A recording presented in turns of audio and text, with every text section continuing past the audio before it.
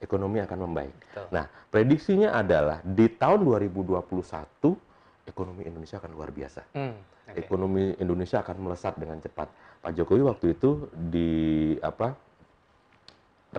MPR ya kalau nggak salah, beliau bilang bahwa Indonesia kondisinya sekarang ini ibarat komputer yang sedang terdifrak, jadi diem nggak ngapa-ngapain, tapi marilah kita ambil momentum ini untuk dijadikan manfaat untuk melesat. Kalau saya pribadi ini ibarat kita seperti anak panah yang sedang ditarik dari busurnya. Kita mundur beberapa saat ke belakang, tapi pada saat dilepaskan kita akan melesat dengan cepat, 2 kali lipat mungkin. Ya, semoga sasarannya tepat ya. Semoga sasarannya tepat, yang pasti ke depan. Melesat gitu tapi jangan lupa lah, dasarnya ada yang dituju ya. Ke sana gitu. Kayak ini cuk aja ya. Oke, menarik. Melesat dan tepat sasaran. Nah, itu tadi melesat dan tepat. Oh, gitu luput gitu. Oke, kita dua bareng lah ya kita. Oke, terus Mas, gimana? Itu yang membuat kami mengajak masyarakat, marilah kita berpikir optimis. Ke depan pasti akan lebih baik. Investor, khususnya investor pasar modal adalah orang-orang yang berpikir positif. Masa depan ke depan akan lebih baik. Pada saat kita berpikir positif, yang ada di benak kita hanya positif, positif dan positif. Berilah kesempatan pemerintah itu untuk, dan kita harusnya dukung untuk penanggulangan pandemi ini.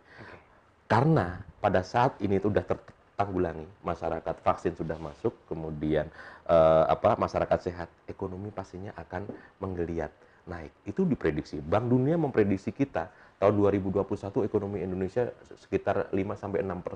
Itu luar biasa kalau menurut saya. Nah, apakah berbicara potensinya ada? Potensinya sangat banyak sekali. Indonesia punya itu. Dan pada saat ekonomi melesat, semua sektor yang berhubungan dengan pasar modal ikut naik. Itu yang bisa dijadikan, kita harus melihat bahwa ini peluang ya. Ini luar biasa. Seperti itu. Oke, Tribuners, silahkan nanti merespon langsung ya di kolom komentar di Instagram, di YouTube Tribun Jogja dan di Facebook Tribun Jogja, silahkan. Nanti langsung kita respon ya Mas. Nah, tadi Mas Irwan sudah memberi gambaran makro ya.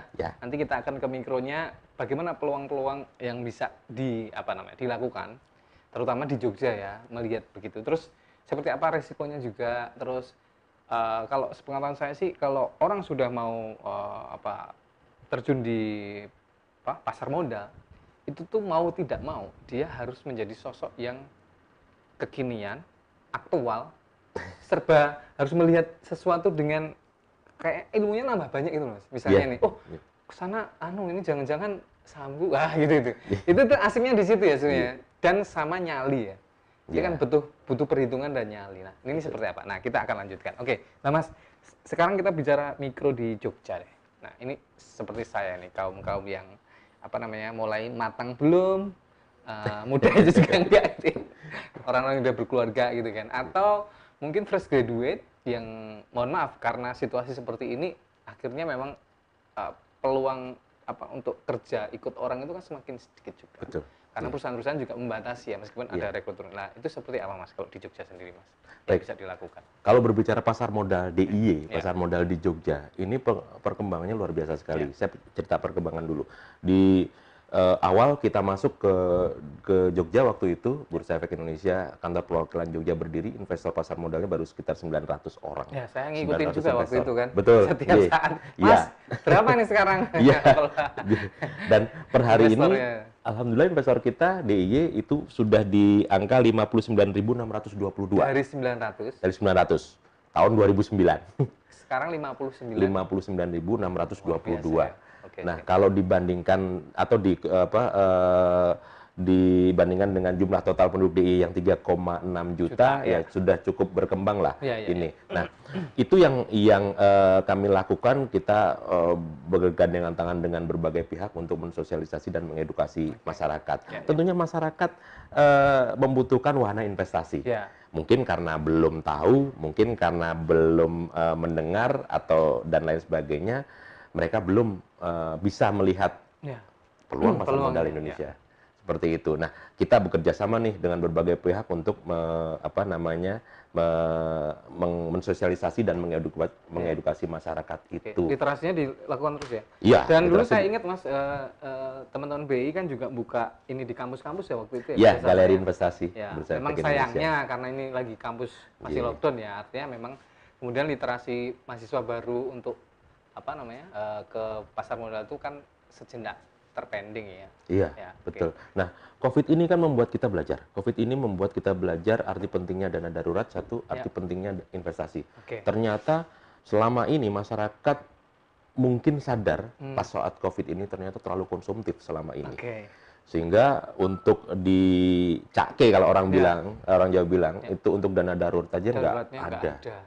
Kemudian apalagi investasi kan gitu.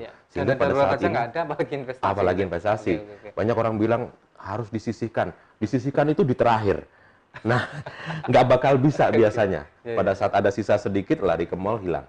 Nah, disisihkan di depan. Harus mau saklek dipotong berapa persen nih. Nah, itu untuk dana darurat kemudian untuk investasi. Okay. Nah, pandemi COVID ini karena banyak waktu. Karena banyak kaum rebahan tadi, akhirnya mereka searching, mereka mencari, dan pasar modal memang kebetulan kita sudah digital ya di awal, kita mempunyai program sekolah pasar modal yang sekarang sudah online juga. Pembukaan rekening efek juga bisa online. Sehingga memudahkan masyarakat untuk menikmati keuntungan dari sisi pasar modal. Dulu Bursa Efek Indonesia, pasar modal Indonesia didirikan tujuannya untuk salah satunya pemerataan ekonomi pada saat itu. Tapi apakah ekonomi sampai saat ini sudah merata? Belum. Karena apa? Masyarakat Indonesia hanya menikmati pasar modal itu dari sisi membeli produknya saja dari perusahaan yang listing di Bursa Efek Indonesia, yang namanya emiten. Per hari ini ada 709 emiten listing di Bursa Efek Indonesia. Dan tanpa sadar dari bangun tidur sampai tidur lagi kita beli produknya. Tapi beli kita nggak kepikiran, beli konsumsi produknya. Pada saat kita beli produknya, keuntungan perusahaan pasti naik. Nah, keuntungan itu dibagi ke mana? Salah satunya para pemegang saham. Kita lupa untuk membeli sahamnya kembali. Padahal ada peluang besar. Peluangnya kita ada ikut di situ. Dapat keuntungan dari situ. Betul. Nah, pemerataan ekonomi belum terjadi kalau seperti ini. Nah, itu yang PR kami sebenarnya. Untuk mensosialisasi dan mengedukasi masyarakat. Menarik Mas, ini soal dana darurat. Ini kan juga mengalami. Ketika sudah blong itu artinya apa ya? Nggak ada gitu baru nyadar. Oh iya ya, kemana kemarin kita pakai? Oh ternyata ke mall, oh ternyata beli ini itu. Nah, saya ingin jadi habit, sebenarnya habit nenek moyang kita dulu itu sebenarnya bagus ya. Kalau dulu dana daruratnya, seingat saya kalau nenek saya itu emas bentuknya. Disimpan di bawah bantal kah, atau di lemari sendiri, di cepukan namanya ya. Itu kan sebenarnya habit yang bagus ya. Kemudian mungkin ini kemudian transformasi teknologi akhirnya digeser kan sebenarnya kemudian. Kan beli di awal nih. Dulu kalau misalnya musim hajatan jual emas. Gitu Mas ya. Gambarannya gitu ya kira-kira. Nah, peluang di pasar modal juga demikian. Memang butuh kayak butuh kerelaan dulu, saya harus invest di depan. Ketetapan hati yang susah. Nah, menikmatinya lah kalau teman-teman yang sudah mulai sejak dulu mungkin nyon sewu pandemi ini mungkin dia smile aja karena tinggal aku masih punya segini. Kalau yang belum nih. Nah, oke Mas. Nah, seperti yang saya bilang di awal tadi, kira-kira sarannya seperti apa sih Mas kalau ada yang tertarik kemudian nanti Tribuners pengen memulai, apa yang harus dipersiapkan? Seberapa besar modal yang harus disiapkan mulai dari paling kecil aja? Gimana? Yang pasti yang pertama dana. Jadi kita harus sisihkan dana kita untuk berinvestasi dan tetapkan hati untuk berinvestasi di pasar modal. Dananya berapa sih? 100.000,